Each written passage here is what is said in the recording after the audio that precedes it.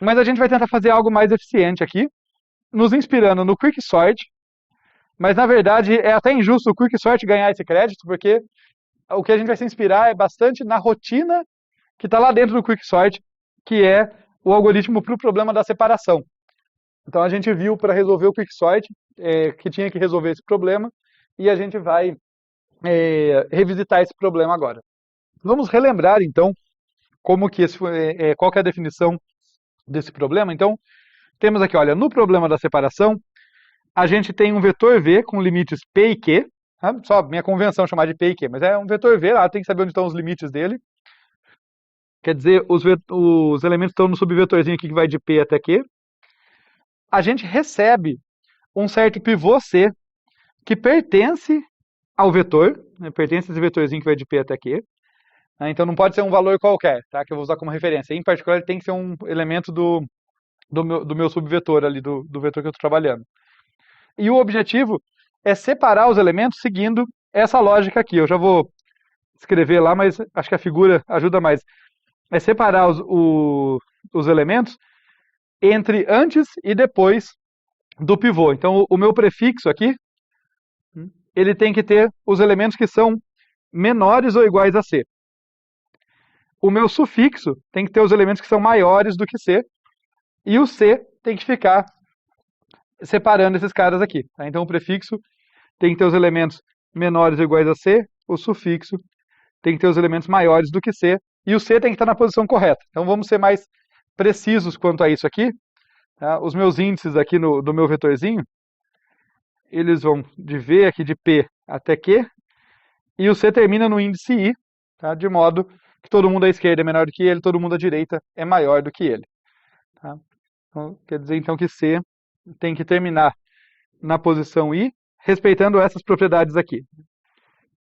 V de P até I-1, quer dizer, todos os elementos que estão antes do C, tem que ser menores ou iguais ao C, que por sua vez tem que ser igual a VI, que tem que ser menor do que todo mundo que está depois, de I mais 1, todo mundo que está de I mais 1 até Q. Isso aqui tem uma propriedade super interessante que eu vou observar aqui. Mas eu vou fazer uma pausa breve aqui, que não é para o intervalo, tá? É, na verdade, para um ataque de oportunidade, porque na última aula, faz uma semana, então vocês não lembram mais, a gente estava vendo o Quicksort, a gente estava vendo o problema da separação, e eu falei, olha, tem mais de uma versão do problema da separação, mas olha, não dá tempo, então deixa essa para depois. O problema da seleção que a gente está revisitando não gasta tanto tempo, então acredito que hoje eu consigo contar aquela versão para vocês. A gente já viu uma, né, a gente já viu uma que está aqui, o código dela. Vamos ver essa outra, que tem uma ideia bastante elegante, tá? É uma ideia que eu acho bem legal apresentar isso para vocês, porque a outra, para mim, é mais intuitivo pensar nela, mas o código fica meio feio, tem laço dentro de laço, uma coisa meio esquisita. Ela é eficiente, mas ela é meio esquisita. Essa aqui é super elegante. E a primeira vez que eu vi, eu olhei e falei assim, isso funciona mesmo? Não parece óbvio. Então vamos ver aqui a ideia dessa abordagem. Então, sabendo qual que é o problema da seleção, né? Que é essa situação que a gente acabou de falar. Eu vou de P até Q, e eu quero separar entre os menores e os maiores do que o pivô. O que eu vou fazer? Eu vou colocar Eu vou colocar... perdão. Aqui eu estou usando o índice R para terminar, tá? É o que eu chamei lá de Q. Não sei porque eu mudei a minha anotação. Mas vamos ser consistentes com essa aqui. Então eu vou de P até R, tá? O limite direito do meu vetor é R. Eu vou supor que o meu pivô está na última posição, tá? Assim como na outra abordagem. A gente deixa ele quietinho lá, vamos separando, a gente arruma ele no final. Então deixa o meu pivô, que tem valor C aqui na última posição. E como que vai funcionar esse algoritmo? Eu vou mostrar ele para vocês, meio que assim, já no meio da brincadeira, porque fica mais fácil de entender. Daí a gente vai ver no código como que começa, tudo mais. Mas a ideia é a seguinte, ele vai ter dois índices, I e J, só que esses índices só vão crescendo ao longo do algoritmo. Tá? O J é o índice principal, vai andar da esquerda para a direita aqui. Então, vamos colocar aqui o J, tá? Ele anda nesse sentido normalmente. E o I aqui atrás. Tá? Não tem que ser do mesmo tamanho nem nada, é só um exemplo. O que eu quero destacar aqui para vocês? A separação lógica que ele faz aqui, que ele vai organizar os itens, é todo mundo nesse pedaço aqui, antes do I, deixa bem claro, antes do I, é menor ou igual a C. Todo mundo aqui é menor ou igual a C, e eu vou escrever esse invariante, essa propriedade importante aqui do lado. Então ele vai manter todo mundo de VP até I menos 1 menor ou igual a C. Todo mundo nessa meiuca aqui, entre o I e o J menos 1, é maior do que C. Então todo mundo para trás do J são os já separados. Vamos pensar neles assim, já que é o problema da separação, todo mundo para trás do J são os já separados, já dividi eles. E essa galera aqui é o que ainda tem que separar. Então vou escrever aqui para deixar as coisas claras. O V de I até J menos 1 são os elementos que são maiores do que C. E o pivô está lá na dele, o pivô não se mexe, então V de R igual a C. Tá falando assim parece, né? Ok, o papel aceita qualquer coisa, né? Como que eu mantenho essa propriedade andando? Tá? Vamos ver agora um exemplo de uma iteração. Suponha que eu começo, que eu começo essa iteração, né? Não é o começo do algoritmo, mas que numa iteração qualquer, isso aqui é verdade, eu dividi as coisas desse jeito, consegui de algum jeito. Vamos ver como a gente consegue avançar, como a gente consegue andar mais uma iteração. Vamos olhar para esse elemento aqui. Quais são as possibilidades, gente? Esse elemento pode ser maior que o pivô ou menor ou igual que o pivô. Né? São os dois lados aqui. Se ele for maior do que o pivô, é o caso extra fácil. Né? Porque eu quero manter nesse pedaço aqui, entre I e J menos 1, os maiores do que o pivô. Não é isso? Então, se esse cara aqui, se ele for maior do que o pivô, o que eu tenho que fazer? Avanço o J. Percebam que no momento que eu avançar o J aqui, incrementar o J, pronto. Restabeleci meu invariante, né? Essas propriedades continuam valendo. Estou dividindo certinho. Então, numa determinada iteração, eu olho para o jésimo elemento, para o VJ. Se ele for maior do que o pivô, eu simplesmente avanço o J, ele já está no lugar certo. É só o J avançar que ele vai estar ali no trecho que vai de I até J menos 1, onde ele devia estar mesmo. Fechou, tá ótimo. Essa é a parte fácil. Eu vou desfazer o desenho aqui. E se ele for menor ou igual que o pivô? Aí ele não está no lugar certo, né? Onde ele devia estar? Ele devia estar lá atrás, né? Lá no bloco do fechado pelo I. Mas olha que legal. O I marca para mim a primeira posição que tem alguém maior do que C. Todo mundo até I menos 1 é menor ou igual a C. Então eu posso fazer o seguinte. Deixa eu pegar outra cor para deixar mais claro aqui. Nesse caso, eu faço uma troca. Então, esse cara aqui, ele estava no bloco entre I e J menos 1, quer dizer que ele é maior do que C, certo? Então, quando eu fizer a troca, após a troca, como que vai ficar? Deixa eu até fazer o seguinte, para deixar claro aqui. Colocar isso aqui em laranjinha, para deixar claro que isso é antes da troca. Então, quando eu fizer a troca, quem vai estar aqui vai ser o elemento que estava lá na frente. Então, após a troca, esse cara é menor ou igual que C. Esse cara é maior do que C. Pós-troca isso, tá? Eu sei que fica meio rabiscado, mas para ajudar a enxergar. Beleza? E daí, o que eu tenho que fazer? Avanço o J e também avanço o I. Porque todo mundo aqui era menor ou igual que C. O cara que está nessa posição agora é menor ou igual que C. Eu avanço o I de uma posição. Eu nem vou apagar, eu vou fazer assim, ok, o I foi remanejado para cá. O J foi remanejado para cá. I avançou, J avançou. Vou colocar assim, fica mais bem explicado. Né? E com o avanço dos dois, eu continuo com os blocos corretamente definidos. Deixa eu usar uma cor diferente aqui, olha. Esse primeiro bloco que vai até I menos 1, continua tendo todos os menores iguais a C. Esse segundo bloco, que vai de I até J, continua tendo os maiores do que C. E eu avancei uma iteração. Avancei na separação do meu vetor. Fica claro? Eu vou repetindo isso, tá? Toda vez tratando assim. Quando eu chego no final, está todo mundo separado, exceto o pivô. Ok a ideia? Então, numa única passada da esquerda para a direita, eu separo todo mundo.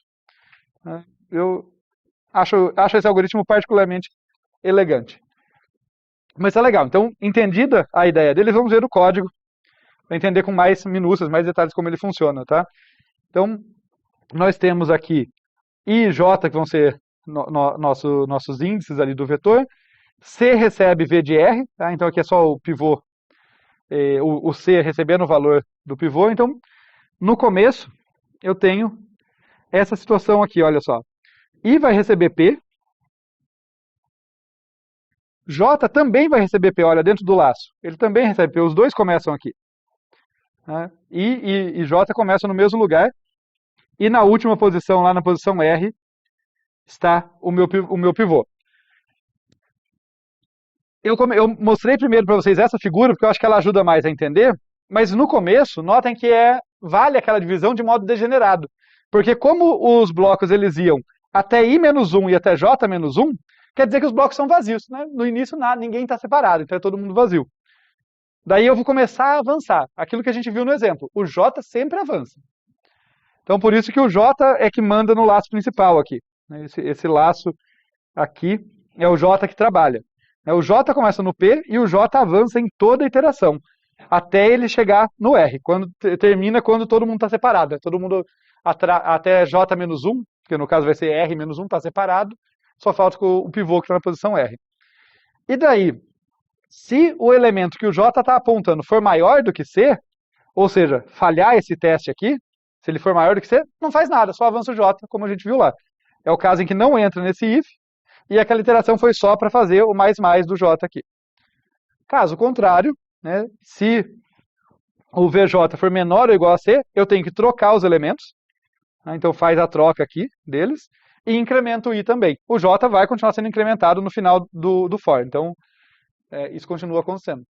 Tá? Exatamente a ideia que a gente viu na figurinha vai estar aqui. Né? Então, essa situação inicial, daí tem aquele arremate final. Quando a gente termina, fazer de novo o vetorzinho aqui, mas o que a gente tem é o pivô está aqui, o J está aqui nessa posição também, porque olha só, o J ele vai ele continua enquanto for menor do que R. Então, quando ele for igual, é a hora que ele parou.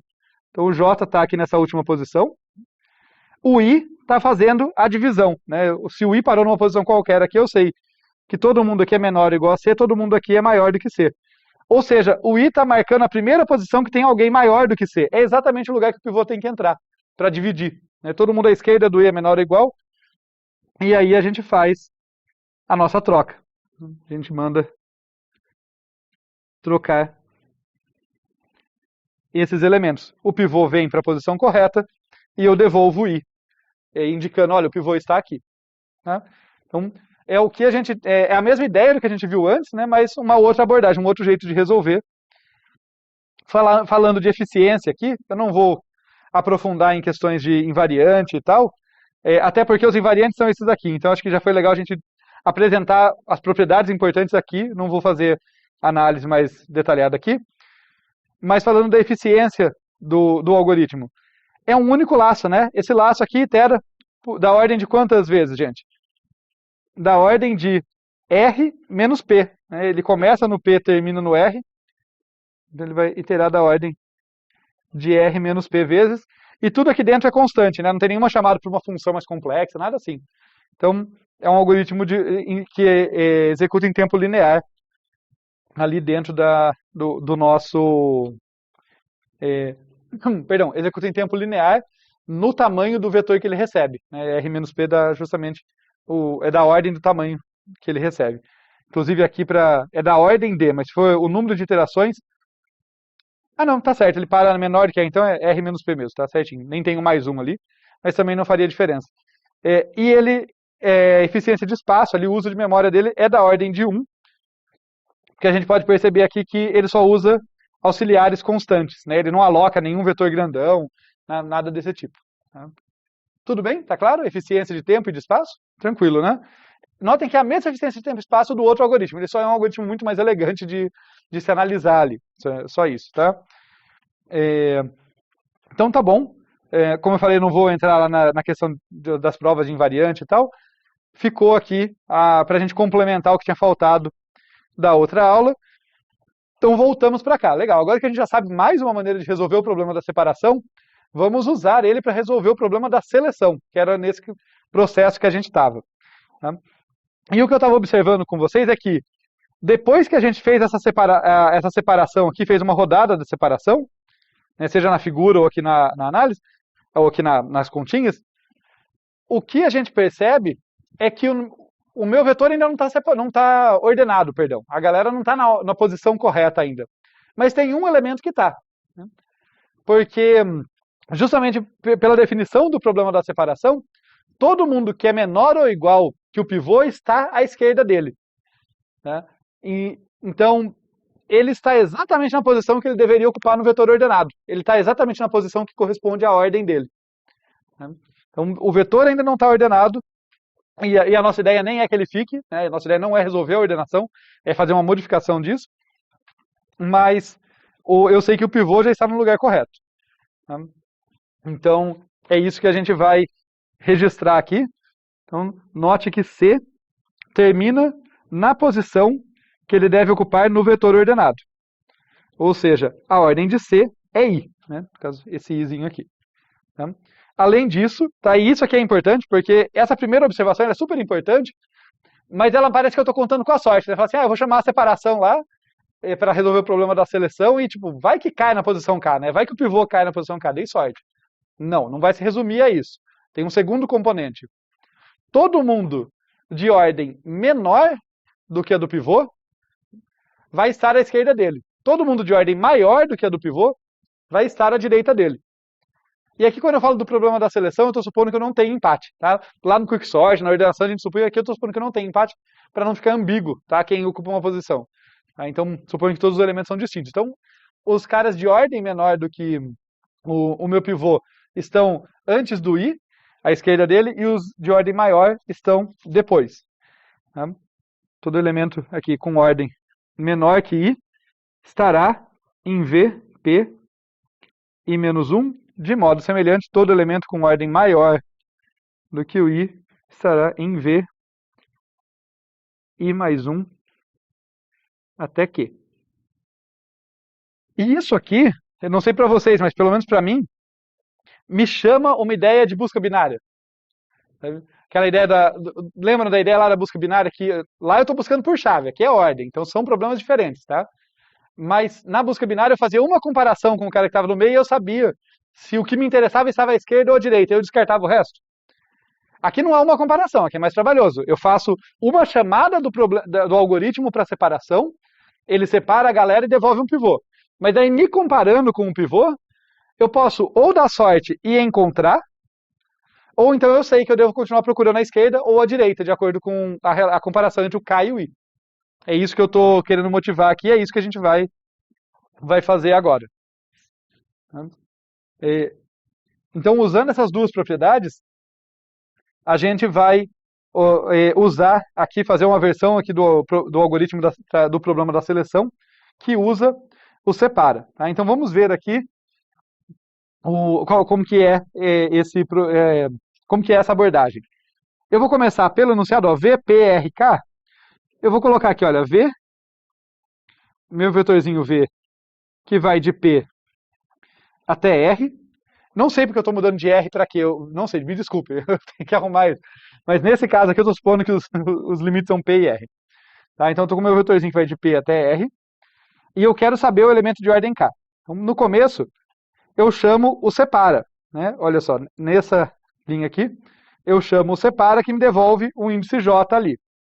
Isso quer dizer que depois da separação eu vou ter algo assim. O J aqui,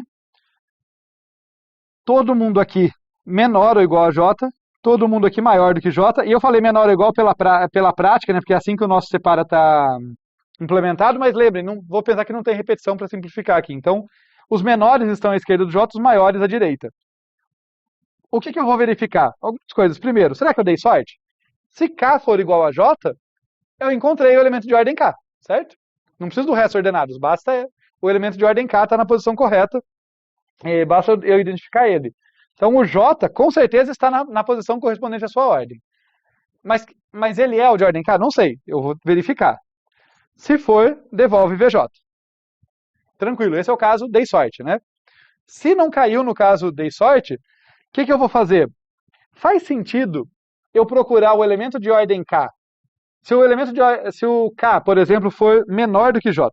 comecei a pergunta ao contrário, né? Se o elemento de ordem K for menor do que J, faz sentido eu procurar ele depois do pivô? Não, né? Porque o pivô já tem uma ordem maior do que o cara que eu estou procurando. Todo mundo que está ali é maior do que o pivô. Então, vai ter ordem maior ainda, certo? Porque a ordem é uma medida da grandeza relativa. Então, se eles são maiores do que o pivô, eles vão ter ordens maiores do que o pivô. Então, é isso que a gente está verificando aqui, olha. Se K for menor do que J,